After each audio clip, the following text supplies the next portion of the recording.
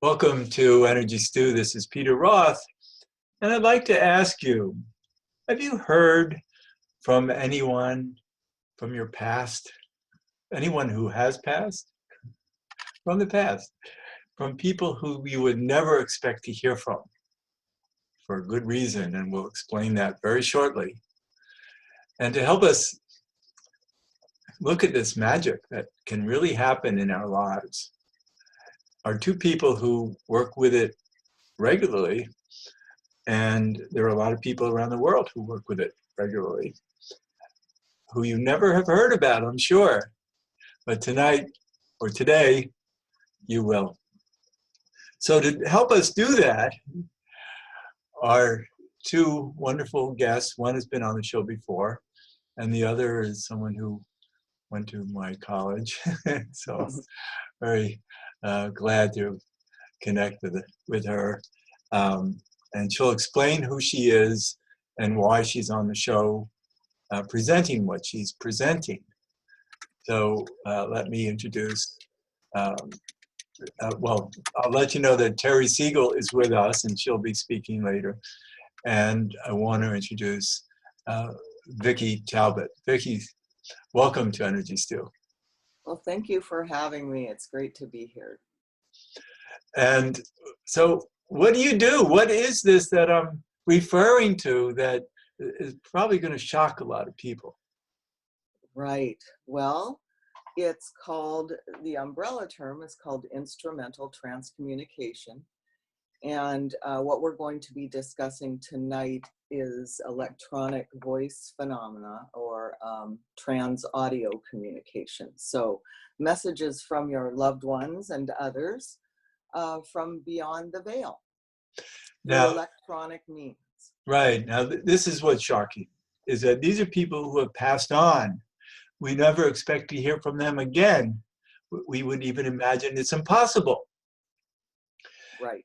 And there are probably thousands of recordings at this point of people on the other side who somehow have figured out how to get their voices into our recording devices, right? Right. Yes. They're quite good at it, some of them.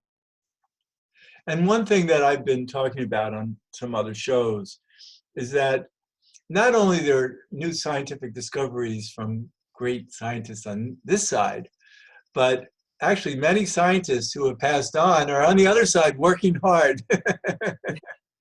Yes, apparently they are, from what we hear. Right, and they're developing more and more technology on the other side to connect with this side. Yes. And there's a group out there who you're familiar with, who have joined together to be very active, working with you and the others, and Terri and other people in this program, this process of recording from the other side. Can you tell us about that group? Right. So we are part of the Big Circle. And the Big Circle is a group that was formed quite some time ago. Let's see, 15, 16, oh man, maybe 18 years ago, quite a long time ago, when mothers came across the Association for Electronic Voice Phenomenon online and found that there was a potential for them to communicate with loved ones using electronic devices. One of the mothers had already done so and received communication from computer means, and the other one had been involved in paranormal investigations but had never really done this electronic voice phenomenon. Well, they got together, and the kids on the other side brought them together apparently, and they said that they were part of a group called the Big Circle, and their aim was to connect the children on the other side with their parents here. That was their primary goal. And Braden joined shortly thereafter, and he had been mentioned and discussed several times before I had even joined the group, so that when I got there, I was very surprised when they all said, well, we know Braden already. He's come through, and they talk about him, and they shared all the clips with me. And so. And who is Braden? Now, Braden is my son, and he passed away in 2001 in a kayaking accident with his best friend. And he started coming through first on the answering machine, several times on the phone. And I got the idea that this was something, the electronic bent was something that he was interested in. So I researched and found the Association Transcommunication, and these Karen Mossy and Martha, these two other moms, and became part of the big circle. And since then, we've been recording to help other parents. We've heard from our own children fairly regularly, and yeah, that's the background for all of this. Well, that's amazing that not only you hear from them once or twice, you're hearing from them fairly regularly. Yes. I was very surprised when they shared with me several clips about Braden and from Braden. You know, clearly his personality, and I just thought, well, he's a pro at this, so I've got to help him out here. I can't sit back and do nothing. Well, you're doing more than that. You're actually being programmed through for many other parents who are grieving their children, and having their children record for them. Right. Yeah. Yes. Now let's talk about what these recordings sound like, because you have to develop an ear for it. Some of them are obvious. We're going to play some. So those of you listening to the show, you're going to be hearing from the beyond, and we do have some recordings that I've listened to that make sense to me, that that's what they're saying, and then there are some recordings that are very hard for me to understand, but those of you who listen to them all the time, you can, it's like listening to a foreign language. It really is. And it's interesting that my career, I'm now retired, but my career was as a teacher of English and linguistics and that kind of thing, which prepped me nicely for what I'm doing now, because it's very much like learning a foreign language. And, there are so many different methods out there that the results are, as varied as the method, and listening can be difficult. Emotionally or technically? Sometimes both, but with me and my son, he likes to keep things lighthearted. So, initially things were, there were tears all around, but he's such a jokester that, and he says this helps to, set the energy correctly for him and, his cohorts to bring the kids through. The more joking, the more laughter, that kind of thing. And it kind of reminds me of the old spiritualist circles, and people still do this. They sing songs and they get, pumped up energetically with enjoyment. And so he likes to joke around a lot, and that's one of the indicators that it's actually him I'm speaking to. He has several different, ways of joking to let me know it's him. So Right, but let's also say that it's great that they're bringing through positive energy, and you've also heard, I'm sure, many times of their sadness of not being with their family anymore. Yes, and that's kind of from what I hear, it's kind of a touchy subject, because it's difficult. Some parents like to think that, their children on the other side don't have those kinds of emotions, that they feel happiness, all the time. And Braden says to me, he has his days just like anybody else. And in fact, shortly after he passed, he said, and this is in a film that we were in together, he says, sorry, Mom, sorry for being crabby, but I lost everybody. And he said that as a result of my feeling sorry for myself, I was sitting around having a little pity party. And his response was, hey, hold on. Sorry for being crabby here, but I lost everybody. Right. You lost me, but look at me. And it's like it turned everything around for me. And he wasn't saying it in an angry way or, a depressed way, but it was just like, here, Mom, here's a different perspective. Take a look at it from this perspective. Right. And I would imagine that's why I brought that up, because I think for children, it is harder to be on the other side when your identity really knows such a small world, because it's still your childhood or your young adult years.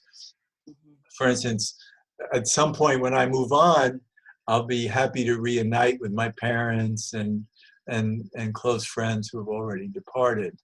And so it'll be a terrible loss also of missing my family here, but I'll already have established those other relationships that will be reunited out there. Right. Yeah. So it's more meaningful that children can then connect here with their parents, and because losing a child is the hardest thing possible. And so you're creating an incredible service for people. Well, this is Ben Braden's mission as well. He's intent upon it, and he's with several others who are also intent upon it, and they keep me in line and keep me working. Yeah, well, in my retirement. It's so worthy to be able to do this for people. And probably 99% of the population have never heard of this, or 99.9%, and can't even understand that what we're saying is possible. But the more of it there is, the more people will relate to it. Maybe we should play something. Let me see if I can pull up. Now, Terry, you haven't said much. I'm listening. I want to play a recording that was directed towards you. Okay. Okay, perfect.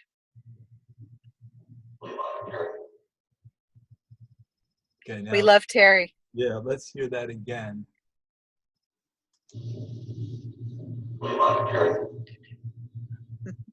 Wow, we love Terry. You can hear that very, very clearly. I think this was a few months after Vicki and I started working with each other that came through. And what's funny is I can almost hear my brother's New York accent in that. Yeah. So one of the important aspects of this is that names are used. It's not like some obscure message from somewhere and you think, oh, let me see if the voice is familiar. They really try to let us know who it is and who they're talking about and who is speaking often, right? Right. Oh, they do, yes. And directly replying as well to questions or comments made. Those are the ones that I'm really all about when it comes to evidence, is when I can ask a question or make a comment, and without a pause, without any other voices or noise, you hear a direct and relevant response. So yeah. Yep. Names, they, sometimes they're not really into names when it comes to, I think there's some, high level people over there, and they don't want to talk about names a lot. Braden will say who he is, and they'll definitely bring the children's names through. But what do you mean by high level people? Well, there seems to be, of course, they're working with a larger group of entities on the other side that are involved in instrumental transcommunication. And there seems to be a group of them who are let's say, perhaps have not even incarnated, such as the technician from the 7. this is a whole nother program entirely, but you know, Braden and the Big Circle seem to be involved with Time Stream, which is, it's a construct for some sort of a station for communication, for instrumental transcommunication, which means that there are a lot of people over there who, you know what they're doing and are working with the Big Circle to help them. And they're not usually interested in talking about themselves or, you know, bragging about who they are or, you know, that kind of thing. But when it comes to names of the children, yes. When it comes to Braden identifying himself because he needs to communicate with me and wants me to know it's him, yes. But sometimes I get really wise people saying very wise things, and they have come through for years for all of us in the Big Circle. And some of them we still are not quite sure their names. And obviously it's not important to them that you No. do. They want the wisdom to come through. Right. That's fascinating. And let's also talk about the availability for the public to be able to do this and receive it. You know, like I tried it a few times now to put out a recording device in a quiet room, asking whatever spirits are out there who want to communicate to please leave a message or two on my recording device, and nothing happened.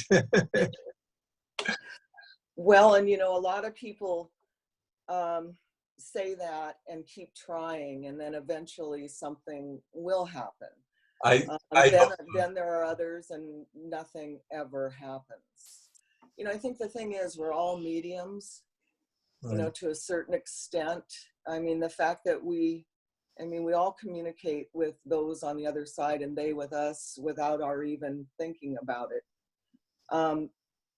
But, you know, I think it takes a certain type of mediumship and then a whole heck of a lot of practice and, you know, I guess love for what you're doing.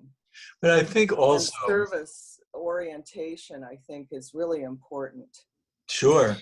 But I think and I think, you know, one thing my brother and Braden possibly had in common was they were very much fighters for the underdog. And I have to think that that love thing is a huge part of what they're connected to for us. compassion. And compassion. Mm-hmm. But I also think that maybe this mediumship thing is interesting because we're speaking about electronic devices, and that's in the ethers, really. And so maybe it's people who are around these electronic devices who have energies that attract these spirit voices into those devices versus other people who don't, so their devices will never work. Well, so Mark Macy, who's been around forever and is widely known in the field, says you need three things. You need a good spirit team on the other side.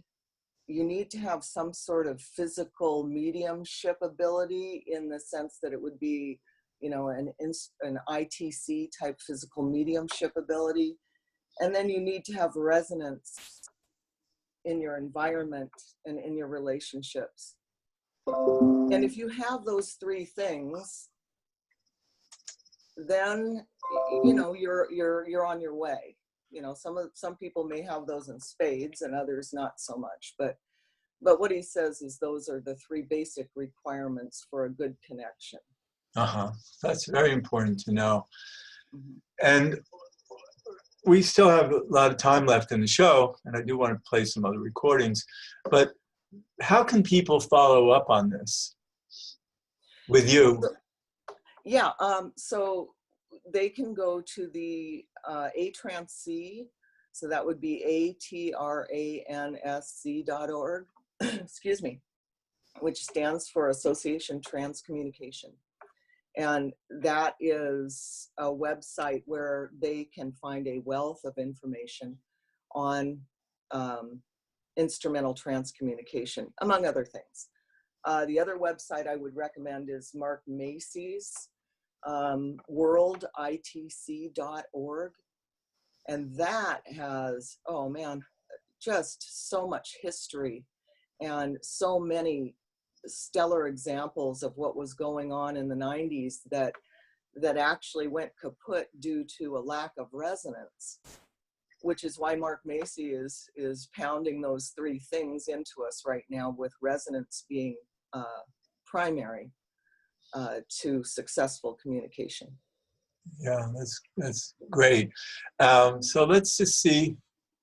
I'm gonna look and see if there's another recording we can do. Oh, okay. So this has to do with putting your cat to sleep. Right. So, you know, their job not only includes, you know, connecting children, they also connect brothers, as, you know, Terry has discussed, sisters, moms, dads, and animals as well. This is an example of my cat who died just recently. And I was not sure whether or not I should put her to sleep. I was getting conflicting information. And, you know, when emotions are run high and it's an issue of life or death, literally, they can and will give advice. So I said, you know, I asked them if I should put her to sleep, or if, you know, my thought was maybe she wants to stay around with us for a while. So let's listen and find out, right? Right. So at the beginning, you I put her to sleep tomorrow. Okay. So you say, I put her to sleep tomorrow. should I put her to sleep tomorrow? Yeah.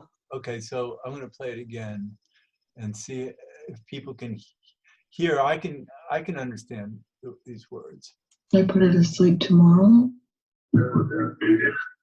No, don't do that. Or Yeah, no, don't do this. Yeah, and that came immediately after I asked, and I could hear that live actually. And so that was very impactful for me. And there were other messages in that particular session that related to why I shouldn't, because she was sick, but she was such a love. She just wanted to stay with us. And so, you know, they let me know that, you know, she really wanted to be at home and die at home. And it really helped, believe me. Yeah. So they do that kind of thing for us, you know, they pull through when we need them. And they also just recently, out of the clear blue, I did a weekly session for the Big Circle, and my friend's father-in-law had passed the week prior.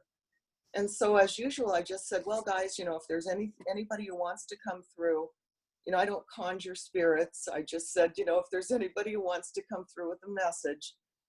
And turns out it was her father-in-law coming through saying, Wow. Here I am, I'm great, I saw the light, you know, all this. Like, what? I couldn't wait to send it to her. Of course, she was thrilled. Of course. So Yeah. let's play another one. All right. Can I ask for something good? 8 seconds.